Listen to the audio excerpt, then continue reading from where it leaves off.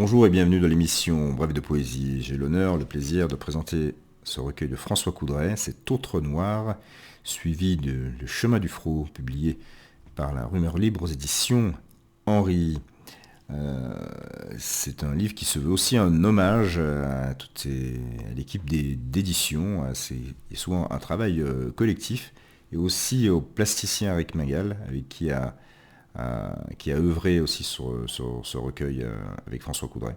D'ailleurs, on voit cette magnifique illustration, photographie, qui m'a fait penser effectivement spontanément à Pierre Soulages.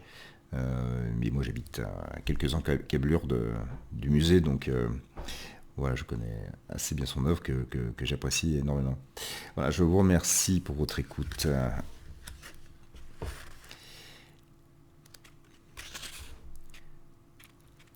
Quoi j'attends? Papa, maman, votre disparition, la nuit si grande à l'intérieur de moi.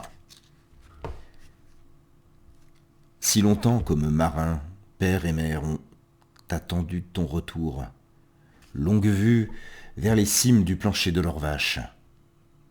Et c'est déjà là tout un poème. Il frissonne le chant de la mésange et le roulis sourd, lointain des camions sur l'autoroute et toute la lumière encore.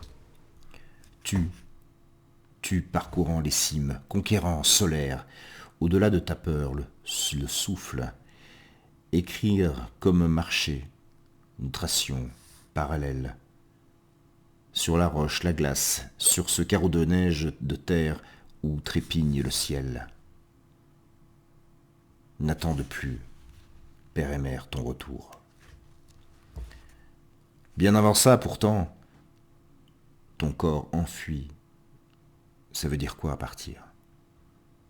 Mon père est déjà cet enfant chantonnant dans le noir pour apprivoiser sa peur. Il ouvre les yeux dans la nuit, on n'y pense pas les yeux fermés, et scrute inexorablement le rien, n'y saisit rien, le dévisage, rien. Noir, plus noir encore, jusqu'à... Ou gueule un autre jour, cet autre noir qui l'envahit, n'y peut rien et rien n'efface. Et comment dire cet autre noir encore, le ventre vide de la mer qui reste ma mère? Tisse sans plus attendre cela qui fera lien encore et nous tiendra debout. Fabrique quoi n'est pourtant pas un poème. Mots, mais lumière tremblante. Maintenant, pour peser le peu de cendre que ton corps a laissé au creux de ses mains, père et mère marchent ensemble, traversent la lumière, leur corps. Comme écrire. La nuit là-haut n'est jamais noire. Automate têtu, le corps.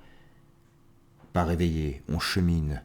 Lambeaux de lune, la glace, les rochers, le danger, le sommet.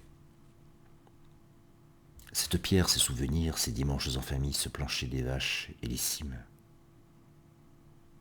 Quoi je chante? Ça, noir qui palpite encore dans le texte de nos corps et de la lumière.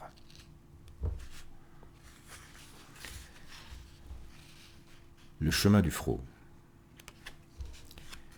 Frot en auvergnat signifie terre inculte, lande, mauvaise pâture. Les frots sont souvent des lieux communaux ou sectionnaux et, selon le dictionnaire de l'auvergnat, souvent d'accès difficile, élevé. Nous écririons comme on marche pour retrouver en nous le sauvage ou respirer. La poésie serait notre chemin du Frot. Et si le jardin était une forêt? Je crois n'avoir jamais écrit que pour essayer de trouver sens, direction provisoire à défaut de réponse. Réinventer de mots un lieu où retrouver et rendre souffle. Ce jardin de la présence, dont nous ne sommes pas guéris et vers lequel tout poète lyrique, en vertu de sa nature, opérerait un retour. Mais c'est un chemin sauvage que traverserait l'écriture poétique en quête de ce jardin. Et si le jardin était une forêt? Sauvage, dit d'abord le lâcher-prise préalable à l'écriture du poème.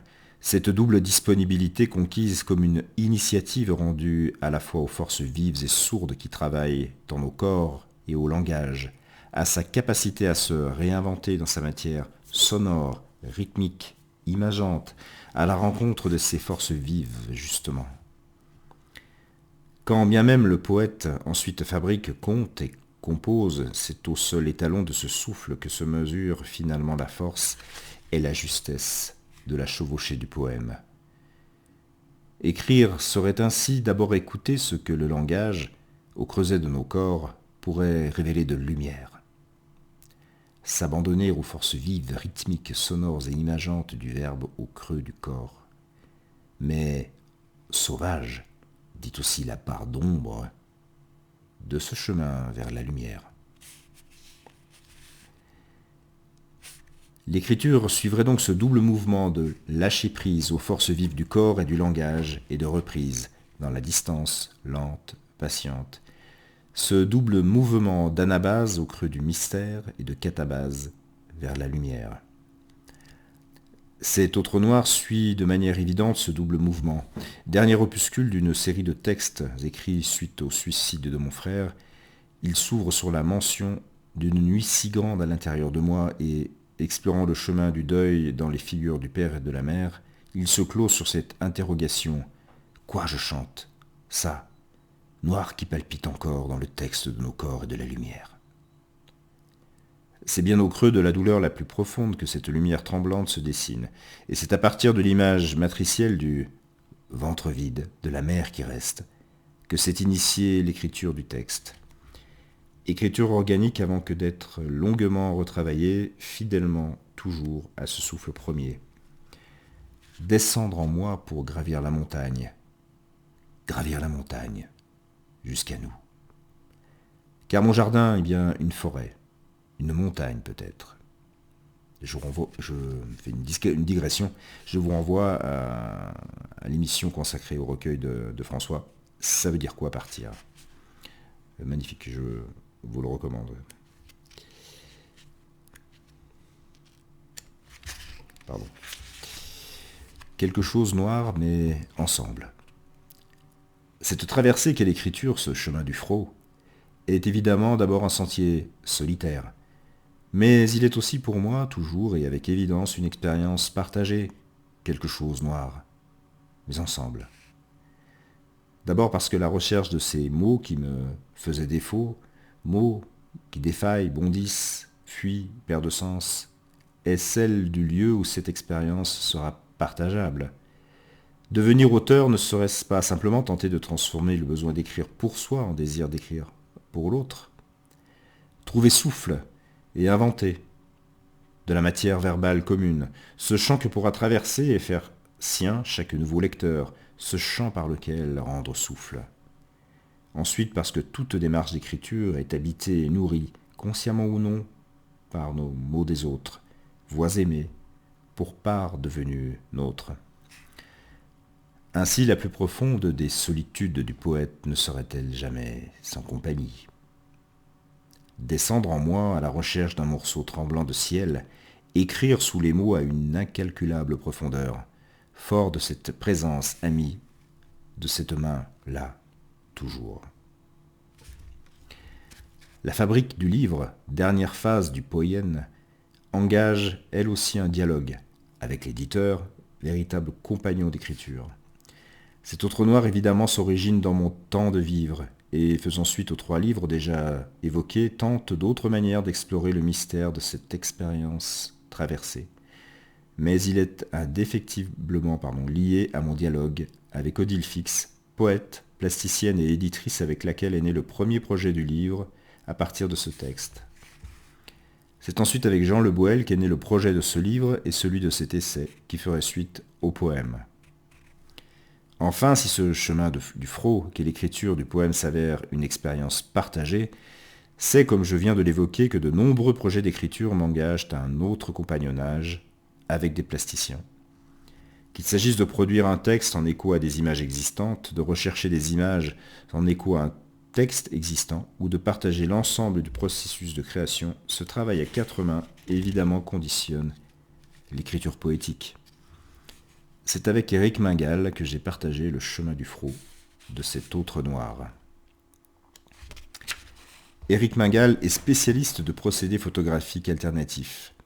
Il explore depuis de nombreuses années le potentiel expressif des plusieurs techniques photographiques développées au XIXe siècle et disparues depuis, car supplanté par le tirage argentique, seul procédé alors industrialisable. Lorsque je lui ai partagé la première version du texte, il a immédiatement pensé à des tirages au charbon sur papier noir, noir sur noir, de photographies de détails de rouille qu'il avait prises au musée Soulages de Rodez. J'étais allé trop vite à la lumière et il me fallait, avec lui, grâce à lui, redescendre et creuser encore. L'ensemble des éléments disposés en bas de page ainsi que le dernier poème sont le fruit de cette seconde phase d'écriture. En retour, le travail poursuivi avec Odile Fix, puis Jean Le Boel pour la réalisation du livre allait l'engager à éclairer ces images en retravaillant des fonds clairs-obscurs. L'impression ne permettant pas de rendre justice au premier tirage noir sur noir, trop peu contrasté en reproduction. C'est ainsi bien ensemble que nous avons écrit comme on marche pour retrouver en nous le sauvage ou respirer. La poésie n'est-elle pas ce chemin du frot ? Voilà, donc je vous recommande d'ailleurs le site d'Éric Mingal, le descriptif. Le lien sera bien sûr dans le descriptif de l'émission, pardon. Voilà, je vous remercie et je remercie toute cette équipe. C'est vraiment bien que François Coudray leur rende hommage. Et je vous recommande de toute façon ce recueil et le travail de François. Donc cet autre noir suivi de Chemin du Frot aux éditions Henri. Je vous remercie pour votre écoute et votre fidélité. Vous donne rendez-vous pour une prochaine émission de Bref de Poésie.